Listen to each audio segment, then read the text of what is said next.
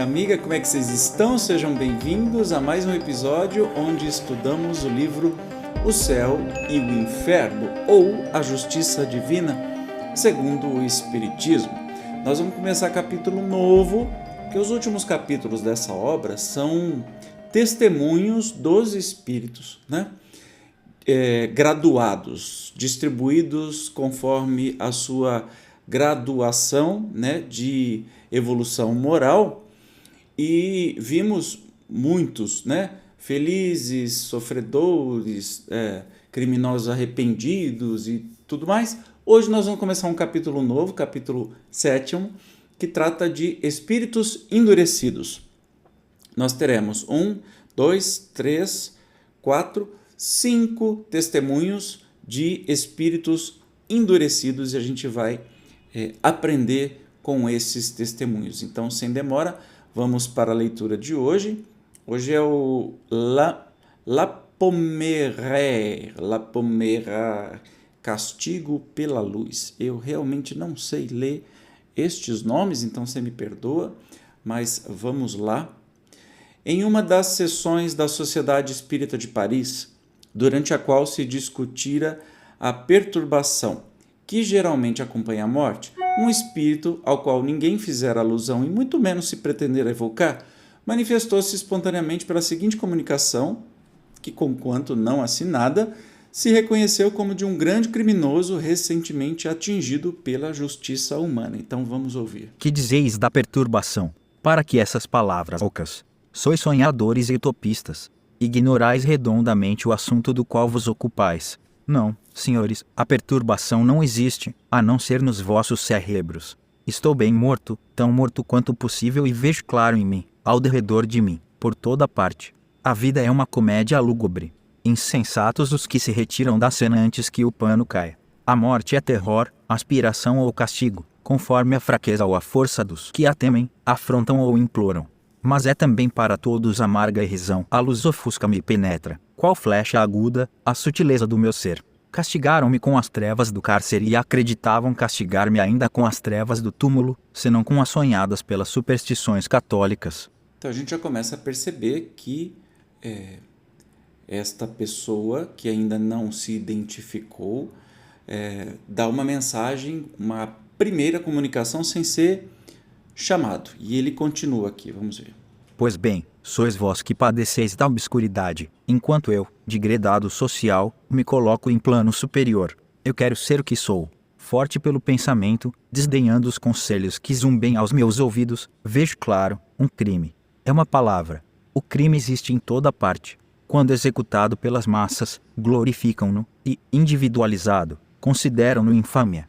Absurdo, não quero que me deplorem, nada peço, lutarei por mim mesmo, só, contra esta luz odiosa. Ele assina aquele que ontem era um homem. Você percebeu a linguagem mais amarga que ele usa? Uma linguagem dura, né? Não é à toa que hoje nós estamos estudando os espíritos endurecidos, ou seja, tiveram a morte, passaram para o plano espiritual, sabem que morreram, mas mesmo assim estão endurecidos. Evandro, ele vai ficar pro resto da vida assim? Não, os relatos nos dizem que não. Ele está num momento endurecido, mas não vai ficar para todo sempre. Ele pode estacionar um século? O que você acha? Sim, pode. Todo mundo é livre, mas tem uma hora que vai cansar e vai continuar a sua caminhada, mas vamos continuar aqui na leitura de hoje. Analisada esta comunicação na assembleia seguinte, reconheceu-se no próprio cinismo da sua linguagem um profundo ensinamento, patenteando na situação desse infeliz uma nova fase do castigo que espera o culpado. Efetivamente, enquanto alguns são imersos em trevas ou num absoluto insulamento, outros sofrem por longos anos as angústias da extrema hora, ou acreditam-se ainda encarnados. Para estes, a luz brilha, gozando o espírito, e plenamente, das suas faculdades, sabendo-se morto e não se lastimando, antes repelindo qualquer assistência e afrontando ainda as leis divinas e humanas. Quererá isto dizer que escapassem à punição? De modo algum. É que a justiça de Deus completa-se sob todas as formas, e o que a uns causa alegria é para outros um tormento. A luz faz o suplício desse espírito, e é ele próprio que o confessa, em que pese ao seu orgulho, quando diz que lutará por si mesmo, só, contra essa luz odiosa. E ainda nesta frase, a luz ofusca-me e penetra, qual flecha aguda, a sutileza do meu ser. Essas palavras, sutileza do meu ser, são características, dando a entender que sabe que o seu corpo é fluídico e penetrável à luz, a qual não pode escapar, luz que o penetra qual aguda flecha. Este espírito aqui está colocado entre os endurecidos, em razão do muito tempo que levou, antes que manifestasse arrependimento, que é também um exemplo a mais para provar que o progresso moral nem sempre acompanha o progresso intelectual. Entretanto, pouco a pouco se foi corrigindo esse espírito, e deu mais tarde ditados instrutivos e sensatos. Hoje, ele poderá ser colocado entre os espíritos arrependidos. Convidados a emitirem a sua apreciação a respeito, os nossos guias espirituais ditaram as 3 seguintes comunicações, aliás dignas da mais séria atenção. Olha que legal, então vamos aprender, já entendemos, né, que este espírito hoje não, digamos, quando foi tido as comunicações, ele começou como espírito endurecido e no final dessas comunicações ele já estava como um espírito arrependido. Você reparou que ele sabe muito bem aonde está, como está, ele tem ódio pela luz, ele sabe do seu corpo sutil, ele sabe de tudo, mas mesmo assim estava turrão lá. Vamos ver então as comunicações dadas pelos espíritos guias, pelos espíritos mais sábios sobre esta condição e sobre a história desse espírito. Olha lá. Sob o ponto de vista das existências, os espíritos na erraticidade podem considerar-se inativos e na expectativa, mas, ainda assim, podem espiar. Uma vez que o orgulho e a tenacidade formidável dos seus erros não os tolham no momento da progressiva ascensão.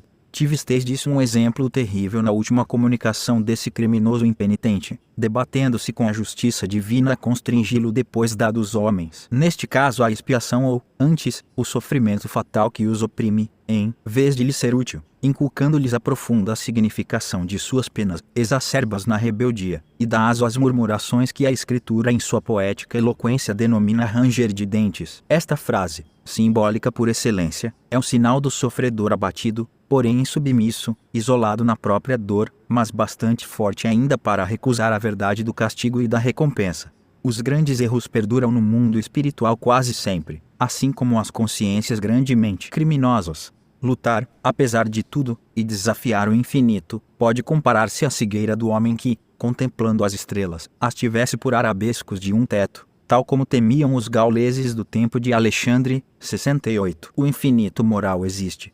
E miserável e mesquinho é quem, a pretexto de continuar as lutas e imposturas abjetas da terra, não vê mais longe no outro mundo do que neste. Parece a cegueira, o desprezo alheio, o egoístico sentimento da personalidade, são empecilhos ao seu progresso. Homem, é bem verdade que existe um acordo secreto entre a imortalidade de um nome puro, legado à terra, e a imortalidade realmente conservada pelos espíritos nas suas sucessivas provações. Essa primeira comunicação é do espírito Lamennais, mas aí tem uma segunda comunicação que nos traz detalhes, né, sobre este espírito. Então vamos sem demora a ela. Olha lá. Precipitar um homem nas trevas ou em ondas de luz não dará o mesmo resultado. Num como no outro caso, esse homem nada vê do que o cerca, e habituar-se a mesmo mais facilmente à sombra do que à monótona claridade elétrica, na qual pode estar submerso. O Espírito manifestado na última sessão exprime bem a verdade quando diz: "Ora, eu saberei libertar-me dessa odiosa luz." De fato, essa luz é tanto mais terrível, horrorosa, quanto ela o penetra completamente e lhe devassa os pensamentos mais recônditos. Aí está uma das circunstâncias mais rudes de tal castigo espiritual. O espírito encontra-se, por assim dizer, na casa de vidro pedida por Sócrates. Disso decorre ainda um ensinamento, visto como o que seria alegria e consolo para o sábio, transforma-se em punícia cedilha maiúsculo O infamante e contínua para o perverso, para o criminoso, para o parricida, sobressaltado em sua própria personalidade. Meus filhos, calculai o sofrimento, o terror dos hipócritas que se compraziam em toda uma existência sinistra a planejar, a combinar os mais hediondos crimes no seu foro íntimo. quais feras refugiadas no seu antro, e que hoje, expulsas desse covil íntimo, não se podem furtar à investigação dos seus pares. Arrancada que lhes seja a máscara da impassibilidade, todos os pensamentos se lhe estampam na fronte. Sim, e além de tudo nenhum repouso, nada de asilo para esse formidando criminoso. Todo pensamento mau, e Deus sabe se a sua alma o exprime, se lhe trai por fora e por dentro, como impelido por choque elétrico irresistível. Procura esquivar-se à multidão, e a luz odiosa o devassa continuamente. Quer fugir, e desanda numa carreira infrene, desesperada, através dos espaços incomensuráveis, e por toda a parte luz, olhares que o observam. E corre, e voa novamente em busca da sombra, em busca da noite. E sombra e noite não mais existem para ele. Chama pela morte, mas a morte não é mais que palavras sem sentido. E o infeliz foge sempre, a caminho da loucura espiritual, castigo tremendo, dor horrível, a debater-se consigo para se desembaraçar de si mesmo, porque tal é a lei suprema para além da terra, isto é, o culpado busca por si mesmo o seu mais inexorável castigo. Quanto tempo durará esse estado, até o momento em que a vontade, por fim vencida, se curve constrangida pelo remorso, humilhada a fronte altiva ante os espíritos de justiça e ante as suas vítimas apaziguadas. Notai a lógica profunda das leis imutáveis. Com isso, o espírito realizará o que escrevia nessa altaneira comunicação tão clara, tão lúcida, tão desconsoladoramente egoísta, comunicação que vos deu na sexta-feira passada, redigindo-a por um ato de sua própria vontade. Essa comunicação é do espírito Erasto, que vem dizer, uma das características dessa comunicação, né, para que a gente entenda, como depois da morte, você pode não querer, pode se revoltar, mas depois da morte você não tem para onde fugir, não tem onde se esconder, né? O seu corpo, todo o seu ser, revela exatamente o que vai dentro de você. Enquanto nós estamos encarnados, nós podemos nos esconder dentro do corpo físico. Eu posso detestar uma pessoa e, no entanto, ai, linda, maravilhosa, como você está linda hoje. Na verdade, você está odiando. No mundo espiritual não dá para fazer isso. Então, se você quiser fazer essas coisas, faz agora, porque depois não vai ter mais. Eu aconselho que você não faça mais para ir já treinando, porque senão vai ser muito frustrante lá do outro lado, sabe? Os hipócritas no mundo espiritual não vão ter um bom destino, vão passar uma vergonha danada, porque assim, não tem mais como esconder. Você é você, pronto, e acabou. Mas vamos para a terceira comunicação a respeito desta, né, comunicação obtida aí. A justiça humana não faz distinção de individualidades quanto aos seres que castiga, medindo o crime pelo próprio crime, fere indistintamente os infratores, e a mesma pena atinge o paciente sem distinção de sexo, qualquer que seja a sua educação. De modo diverso procede a justiça divina, cujas punições correspondem ao grau de progresso dos seres aos quais elas são infligidas. Igualdade de crimes não importa, de fato, igualdade individual, visto como dois homens culpados, sob o mesmo ponto de vista, podem separar-se pela dissemelhança de provações, imergindo um deles na opacidade intelectiva dos primeiros círculos iniciadores, enquanto o outro dispõe, por haver ultrapassado esses círculos, da lucidez que isenta o espírito da perturbação.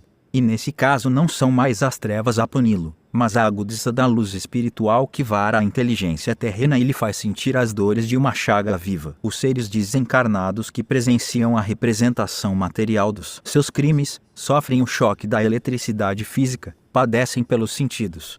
E aqueles que pelo espírito estejam desmaterializados sofrem uma dor muito superior que lhes aniquila, por assim dizer, em seus amargores, a lembrança dos fatos, deixando subsistir a noção de suas respectivas causas. Assim, pode o homem, a despeito da sua criminalidade, possuir um progresso interno e elevar-se acima da espécie atmosfera das baixas camadas, isto pelas faculdades intelectuais sutilizadas, embora tivesse, sob o jugo das paixões, procedido como um bruto. A ausência de ponderação, o desequilíbrio entre o progresso moral e o intelectual, produzem essas tão frequentes anomalias nas épocas de materialismo e transição.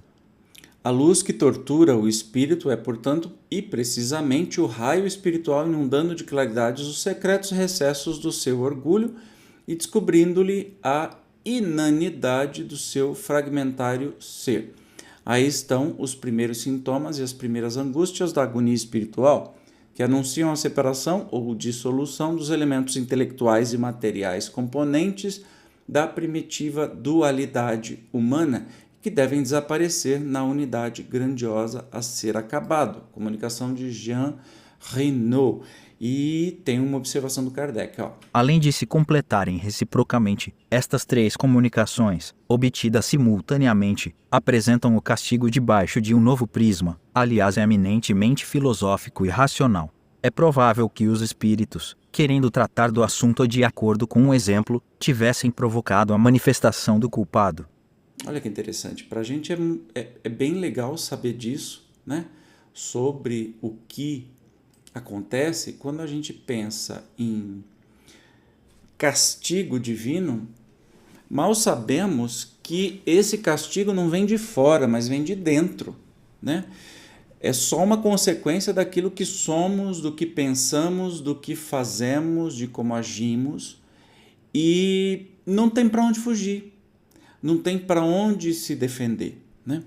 Ao lado dessa descrição baseada sobre um fato, eis aqui para estabelecer um paralelo a que foi feita por um pregador durante a Quaresma em Montreuil-sur-Mer, em 1864, sobre o inferno. O fogo do inferno é milhões de vezes mais intenso que o da terra, e se acaso um dos corpos que lá se queimam, sem se consumirem, fosse lançado ao planeta, empestá-lo-ia de um a outro extremo.